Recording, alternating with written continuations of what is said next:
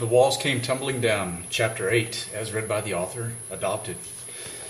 Warmth and the smell of clean sheets and the feel of them against her skin greeted Linda as she pulled her head out from under a thick, downy blanket.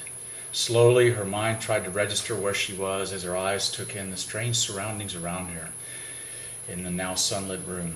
She looked at her wrist, but then remembered the watch had been taken from her back then. She pushed the thought out of her mind.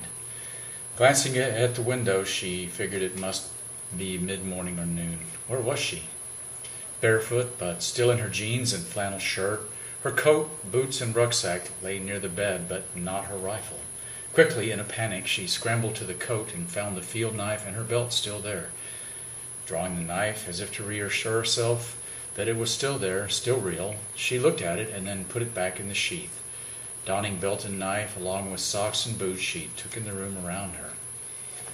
The room had lots of delicate things, a lace doily, a beautiful bedside lamp, and some pretty little paintings in tiny frames on the wall. A woman must live here, she thought. That made her feel much more comfortable, but still, she had been through so much in the past days. She could hear movement in the house downstairs and could smell food. She was so hungry. Her food had run out and she was starving and felt a little dizzy, she remembered. Slowly, tentatively, she cracked the door open, careful to not make a sound before slipping down the stairs. She saw a portrait on the wall of a man and woman, an older couple that must be who had rescued her. That must be where she was. Their house.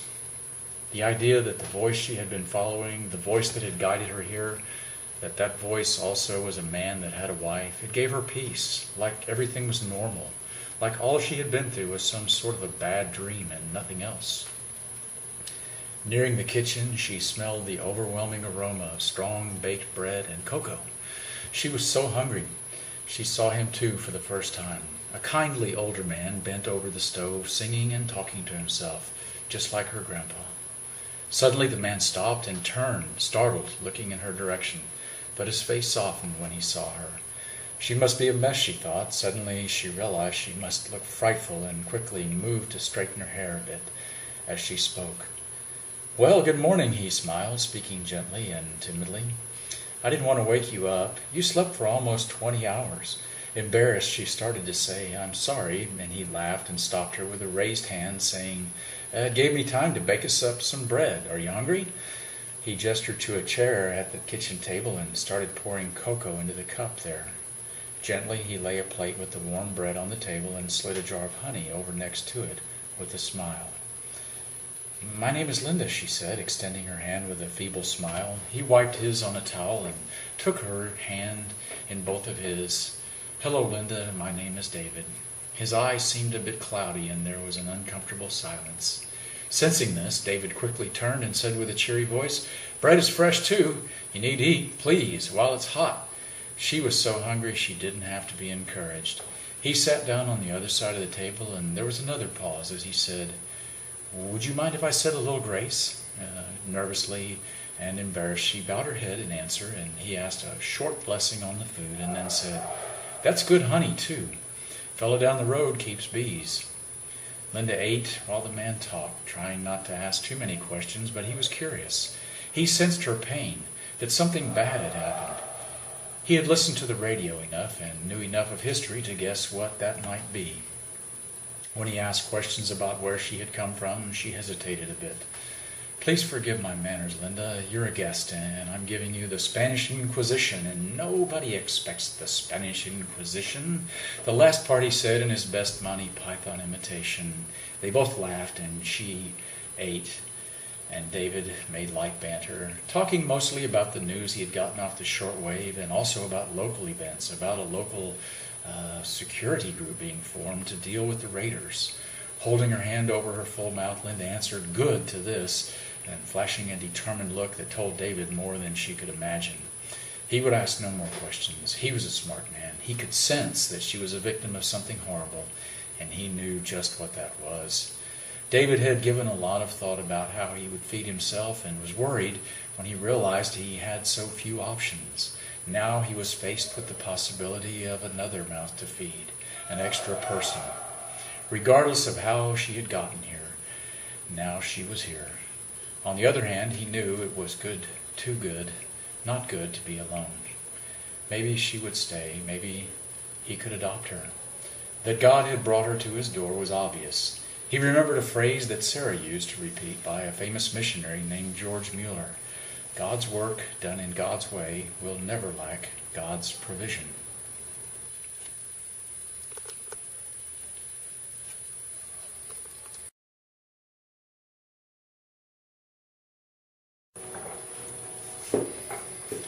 Slip away. Linda brought the man some soup. He was barely coherent. She was concerned with the wound in his shoulder. He was in his late 60s, but he was tough, and that was good. Still, she knew he really needed a doctor, but there wasn't one. She had heard of a doctor to the south. The hospital in Presque had closed. That much they had heard from others at the town hall meeting. Regardless, they would have to get him some help or he would not make it. All she could do in the interim was keep him stable.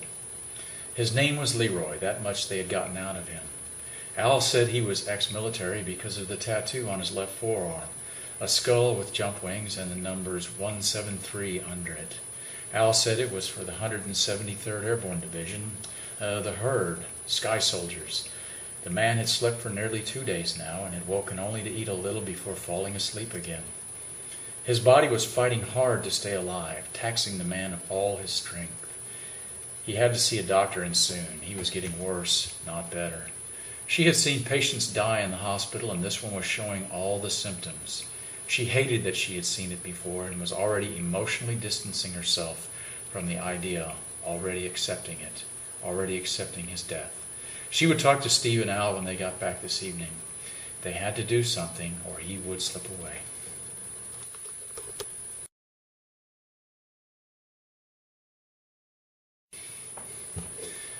The ox. The commander's seat really was the hot seat, Sam thought as he squirmed uncomfortably.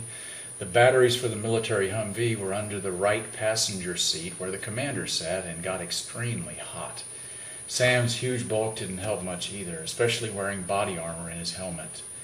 He hated wearing this stuff, but their vehicles weren't the new up armors. They were the old vehicles. The new ones were overseas. He had flimsy canvas doors which barely kept out the rain. "Hey, Top," the driver called over the intercom. "I got to take a break. I'm getting the nods." Specialist Samuel Ox Johnson was getting used to be calling Top, liking it too. To think how things changed. Just a few weeks ago, he had been up on charges for sexual assault and battery of a fellow soldier and was headed to the brig. Now, though, he was a first sergeant. His promotion had been easy. He had simply shot the commander and first sergeant while in their office and then went AWOL. He didn't really plan it out. They just made him mad, and when they had stood him at attention in the office, the commander let him know that he would take pleasure in seeing him fry. The first sergeant, or Top, had told him in a whisper, "I hope you get gang raped in prison, you scum." Top was just upset because the woman happened to also be a soldier in the unit. The chick had been asking for it, though. Any woman that goes out in a short skirt wants it. Everybody knows that. Getting her drunk was so easy. After that, she hardly knew she was in Ox's car. Too bad that little goody two-shoes PFC had come to spoil his fun. Here they were suddenly making a big deal out of nothing and going to send him to prison for it, too. They didn't know it, but Ox had been in before under another name. He never would have gotten in the military except for the war, except for a recruiter who was willing to not look too hard at the obviously forged birth certificate. Yeah, the Ox would show him, though. Showed them all. They had been issued weapons one day because of all the trouble. He had stolen some ammo from someone on guard duty, and after that it was too easy. In a rage, he stormed into the company headquarters with his M4 and shot them both. He had shot the Top first as he was leaning over the commander's desk, then the commander. Ox took their wallets and valuables, and then took the first sergeant's cover and threw these things inside of it. Then he ripped the first sergeant's rank insignia and name off the Velcro tabs and put them in the cover as some sort of trophy. He shoved all of this in his cargo pocket. Pausing before he walked out, he leaned over the lifeless form of the first sergeant and spat in his face, something he had wanted to do since the first day he reported, and said, "Looks like your retirement came early, old man." The Humvee hit a hard jolt in the road, and the Ox yelled, "Hey, idiot, you missed one." And the driver, PFC Snelling, or Smelly, said, "Sorry, Top, Ox mused over how quickly these kids had believed his story of being a first sergeant, perhaps because he was nearly 40 and had been kicked out years earlier for misconduct. Fortunately, their unit had not done the paperwork very well back then, and the Ox had skated out with an honorable discharge. Later, he was convicted of rape and spent several years in jail. When the war had started, he came back in the reserves under a new name, but it was still the same man. He had gotten promoted past E4 and was in danger of losing that, largely because the Army had changed and didn't approve of some of the Ox's bad habits. Still, they had needed warm bodies. Snelling swerved around another pothole so hard the gunner in the turret on the 240 Bravo cursed over the intercom. Ox told him to shut up, and then his mind drifted back to that day, the day he had paid the commander and the first sergeant back for all their abuse, for all that extra duty, for taking pay from him. The entire unit was armed that morning, but no ammo was issued just yet, so the Ox had simply walked out during the commotion with his weapon slung over one shoulder. People were running around yelling and shouting, and Ox simply said, "I saw a couple of dudes running that way with an AK," then pointed in the opposite direction from the parking lot. He simply walked out, got in his car, and started driving, throwing the rifle on the seat next to him. In full uniform, Specialist Johnson just drove right out the gate. The collapse had come almost the same day, and now the Ox would get away with it. He always got away with it, he smirked. He would go to his mom's in Canada. She lived in Sudbury, which was only about 14 hours' drive from Fort Dix. Unfortunately, all the swarms of people fleeing from New York City had snarled the roads, even the back roads. Still, he had made it to Utica before his vehicle ran out of gas. On foot, he quickly became hungry and cold. He had only his uniform and the thin fleece jacket, his M4 with about 15 rounds.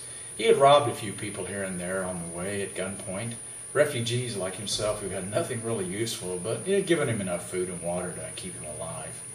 Then a plan came to his mind. He was not too far from Fort Drum when an idea came. He buried his wallet, his rank, his cover, and his name tapes. The top's cover was a little tight, but it fit okay. He put on the first sergeant's name and rank and promoted himself then and there to first sergeant. Ox thought how good the rank looked on him, but he knew it was a sham. Still, he could pull it off. He was a lot smarter than most people, and he knew it. He cooked up his story in his mind. His unit was disbanded. He had been driving to his mom's house when he ran out of fuel and was now making his way to the nearest base to report for duty. Part of the story about the fuel and running out was true. The rest was a complete lie. Gaining access to the base was tough because he had no ID and only the uniform. He pulled it off, though, because there was no senior NCO at the gate, just a couple of frightened E4s who called the sergeant, who called the officer of the day, a shaved-tail lieutenant who was buffaloed by the first sergeant rank that the Ox wore. If the lieutenant had only known. There was a mass confusion and pandemonium on the base. Soldiers were bugging out right and left. The base was now locked down and the troops were locked into the billets. Ox was sent to a National Guard unit that was on the base and had been activated.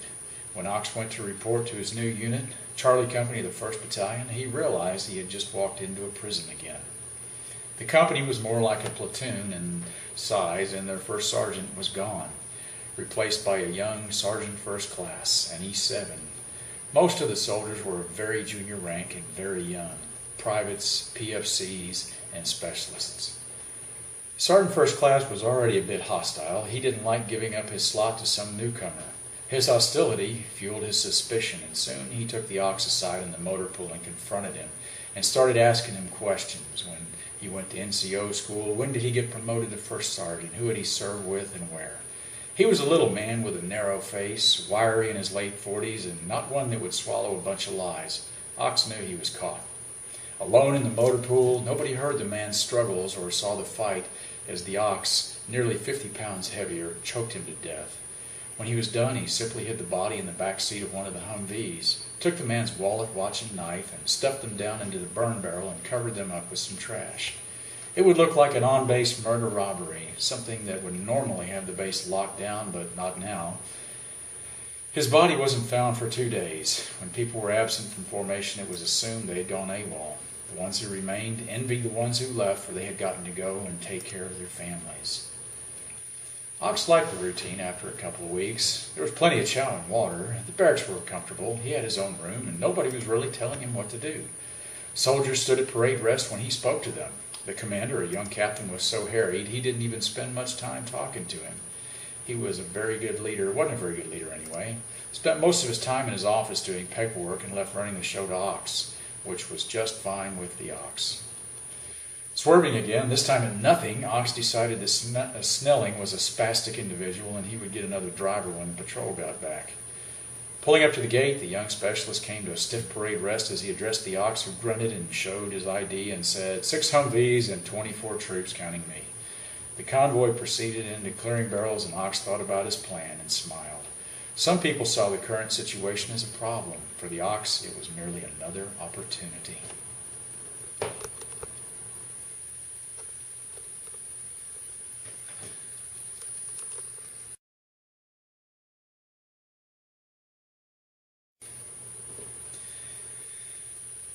Bug out.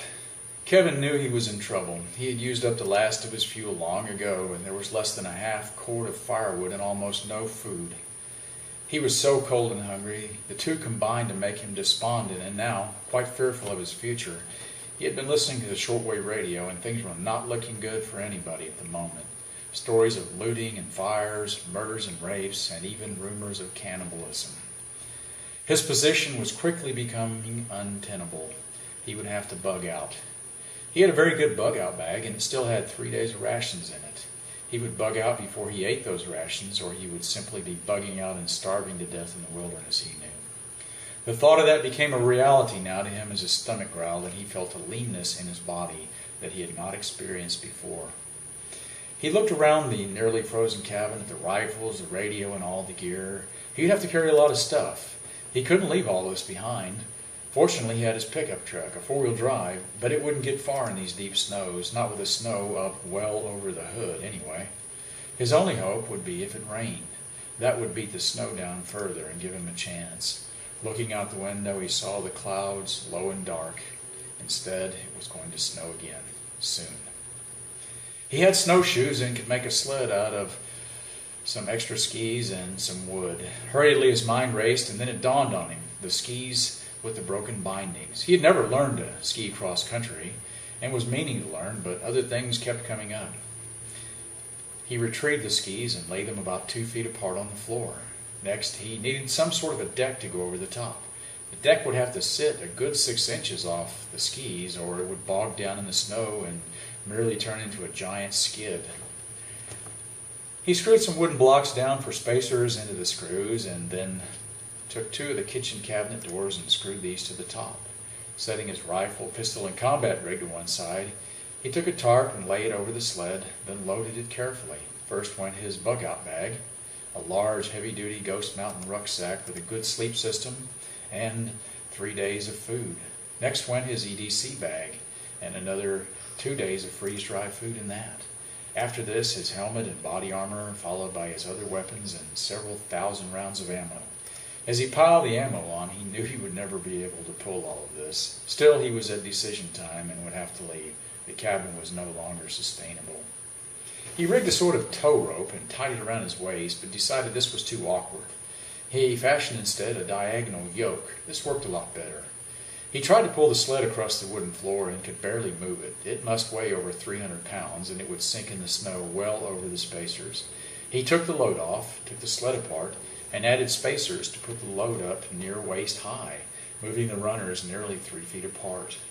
Satisfied, he loaded it up, and didn't pull much easier, but when it sank into the snow this time, at least the platform wouldn't be dragging like a skid. Next, he would need to test it in the snow. Dragging it to the door, he discovered it was a little too wide. He offloaded the gear, put the sled on its side, and carried it out, then reloaded it in the snow, wrapping the tarp over it and tying it down with bungees and paracord. Donned his snowshoes. He pulled the sled, and it did, in fact, sink nearly to the platform in places in these soft drifts. Worse still, it canted over crazily to one side. He shifted the load a little to balance it, but found this was a feature of the snow more than anything, not the sled. Additionally, it was so heavy he could barely move it in the soft snow. He would have to cache the weapons and ammo. The ground was frozen hard as ice. Suddenly, an idea came to mind. The furnace. It was out of oil. Nobody wanted to steal an oil furnace with no oil around, and it didn't looked like a good place to hide anything. He took his cordless drill and removed the access panel, put most of the ammo and all but his rifle and pistol inside, although he did take the scope off the heavy-barreled AR. He planned to return for these items and even the truck. When finished, he carefully screwed the access panel down extremely tight, then smeared some soot over the chimney, from the chimney over the screws to hide the fresh gouges the bits had made. The truck was an old 1980s model, and he removed the battery and hid this in the rafters of the cabin. Next, he took the coil wire off, wrapped both ends with electrical tape, and carefully reinserted it. If anyone did manage to get a battery and hotwire the truck, the motor would appear to be broken. It would simply turn over and over and over and never fire. He siphoned the fuel from the tank into 4 jerry cans and lugged these out into the snow well away from the house and covered them with cut bunches of fir branches and buried it deep under this pile of brush. His tactical gear was the latest multicam, and this stood out a bit too much on the snow. He got a white bedsheet and made a poncho, and this would keep some snow off as well as give him camouflage. Satisfied, he went back, locked the door, donned his gear in snow camo, put on the yoke to the sled. He would head north to the town of Presque, nearly 20 miles away, perhaps 3 days' hard journey in the snow pulling this load. It was still over 200 pounds and nearly impossible in this thick, unpacked snow. Maybe there on the way he would find food. Maybe, too, he'd get shot by hunters.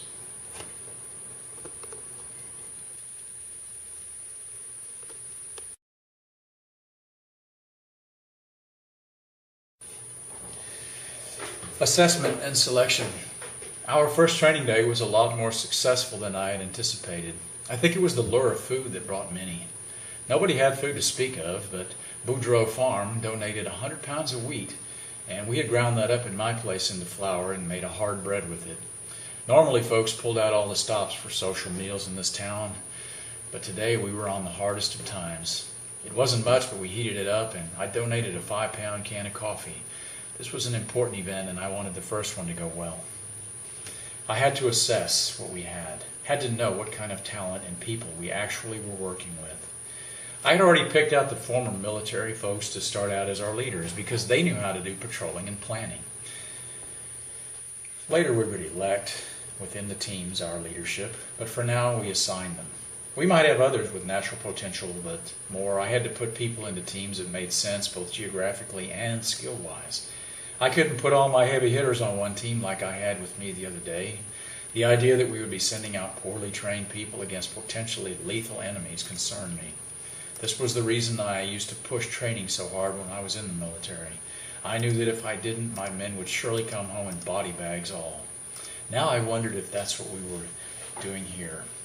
We had no choice. We had to make do with what we had. By this time, the people of the town realized that the government FEMA ferry wasn't going to fly over the hill and shower us all with government cheese and jobs. The town fire chief, after hearing the murder of our friend Dick, had gone to the house and confirmed the carnage and damage. Because of this, the town council had quite readily agreed to the proposal to form a security council. The name of the group, the Swedish Home Guard, was chosen deliberately and with care. We were dealing with civilians, and they mostly were Swedish-American. While we were organized along the lines of a traditional militia or home guard, such as are employed throughout the world, the phrase militia was politically charged, I knew, and I avoided it as a suggestion, and was grateful nobody had pushed for it too much, even though the term militia was 100% accurate. Training day was made into a sort of fun and competitive event, like the annual canoe race, ski races, and skeet shooting competitions. We set targets out and made it a contest very similar to a mini biathlon, ski and shoot. While Steve, John, and Paul had ensured the safety of the firing, Jacqueline had kept the scores for the prizes.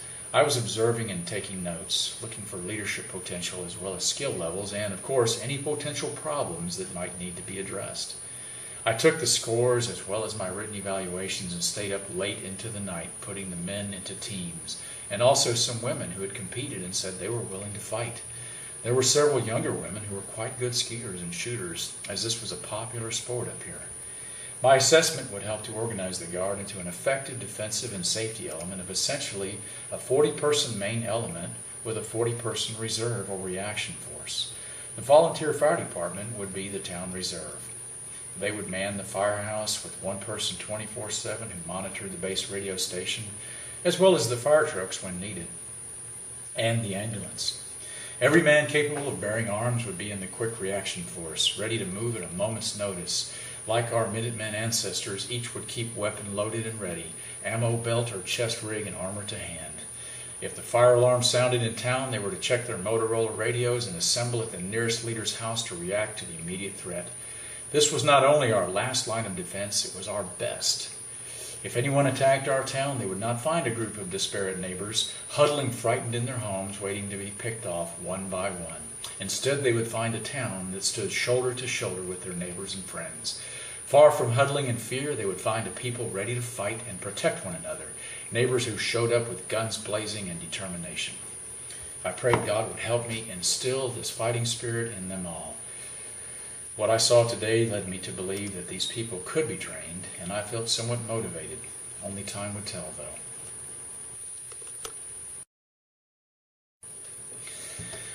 Absalom. The men liked the Ox's leadership style because he knew nothing of administration or procedure. He simply had them doing next to nothing all day or doing things he liked doing as a soldier. No marching, no inspections, no classroom training. The men worked on their vehicles and weapons and practiced patrol techniques, or they just went to the gym, which was open 24/7 now, sans electricity, of course. He earned, or rather bought, the respect of some of the men whose fears and uncertainty were obvious. They were assigned to patrol a sector around the outside of the base and return at night. Ox learned that while on patrol there were a lot of opportunities for some extracurricular fun. The Ox liked to drink a lot, and he found that there was no booze to be had, no stores, but he knew that the civilians often had it hidden in their homes. The Ox also learned that within the unit there were about a dozen men who really liked to drink and were okay with doing whatever it took to get some. They began visiting people's homes and politely asking. Some were quite eager to support the troops, but were taken aback at Ox's manner, his leering at the women, and its stealing, which he was smart enough to refer to as commandeering or confiscation. Since nobody was able to drive or even get on the post to register a complaint, the Ox and his men were safe. While they went inside, he left the rest of the platoon outside. Ox worked a plan. They began taking more and more items, anything of value. Once the homeowner resisted, and Ox had slapped her hard and nearly killed her. Some of the men were taken aback at this, but they didn't complain. Lately, though, he was happy to note that more of them were following his example. Lead by example, he chuckled at that thought. His popularity grew among the men for his brash behavior, his generosity in sharing the stolen wealth. Soon, men from other units began hanging around the barracks, which often had a lantern or candle burning in the Ox's private room. His plan was working. He had seen it done in prison, too, just like this. You take from the weak, you give to the others who were strong, you build a gang of followers who would help you steal even more, so you could give to even more people and build your gang larger. He had once run an entire cell block this way, but that was in another life. Now he had it much better. Soon he would have his wildest fantasies. The Caballero. The sun was starting to set, and Tom knew from the map and lay of the land there would be a stream, or up ahead, at least some water. He liked the Northeast because it had a lot more water than parts of Texas, that much was for sure. The area he was in was a lot less populous, too. The Northerners tended to cluster a bit more, which worked well for him right now. He stayed away from any town on the map that was bigger than a dot, especially if it had a lot of roads leading into and out of it. Those roads were there for a reason, for more people. Looters and raiders were roaming the countryside. Tom had listened on his Motorola, clicking the channels around, and picked up the chatter of one group who apparently didn't care if they were hurt or else didn't know it. They were a dangerous bunch and appeared to have some good leadership. He would have to be extremely careful now and ride more in the waste areas. These looters were looking for prey, looking for anything like locusts combing the land. He remembered taking Indian studies when he was a boy and learning that the Native Americans had operated this way. The ones that grew crops were usually preyed on by the ones who hunted and gathered. The crop growers sometimes got stronger and usually survived if they had a naturally defensible location like cliffs and caves. Many tribes, though, just wandered. It took something like 10 good acres of forest land to give forage for an entire year to one person. Thus, the tribes had moved a lot. Many people in modern America could not conceive of the concept of how much crop or forage land was necessary to feed just one person. They just assumed food came from boxes and in styrofoam containers and didn't think much about it beyond that. The tribes knew how much they needed, more or less, and would go to war with other tribes as much to steal their provisions and goods as to eliminate a drain on the scarce natural resources. Farming was a much more efficient way of producing resources per acre, and so white men usually never thought on these terms. They could look at a valley of hundreds of acres and see enough space for hundreds of people. The Indians would see it as barely sufficient for a small tribe. Because the whites had the technology of food production and firearms, they were able to concentrate many more whites in an area than the Indians. Fight as they may, the Indians were pushed back and away from their lands until they were nearly wiped out in North America. Only the tribes that occupied wasteland were safe for a while, until oil was discovered.